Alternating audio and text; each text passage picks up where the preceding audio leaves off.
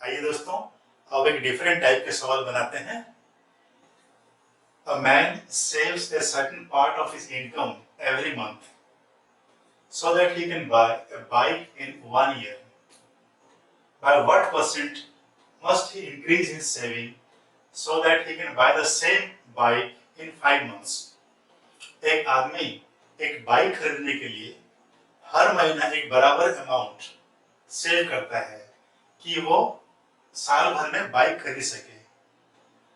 अगर वो चाहता है कि उसी बाइक को 5 महीने में खरीदे तो उसको अपना सेविंग कितना परसेंट बढ़ाना पड़ेगा।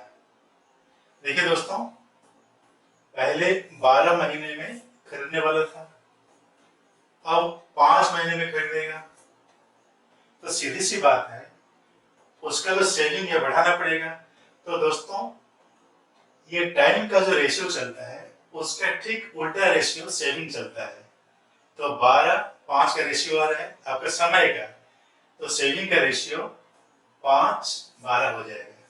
क्यों? देखिए ऐसे क्यों होता है। जैसे आपका हर महीने मान लीजिए तो 5 सेविंग किया, 12 महीने में कितना बचा रहेगा? 60।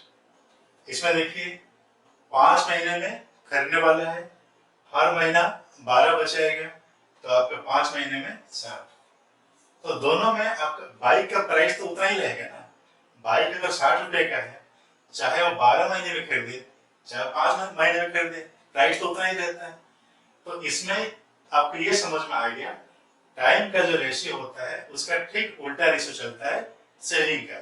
ठीक है, तो सेविंग 5 से उसको 12 बढ़ाना पड़ेगा, 5 से 12 करना पड़ेगा। तो 5 में कितना बढ़ाया? 5 और 7, तो 7 बढ़ाया।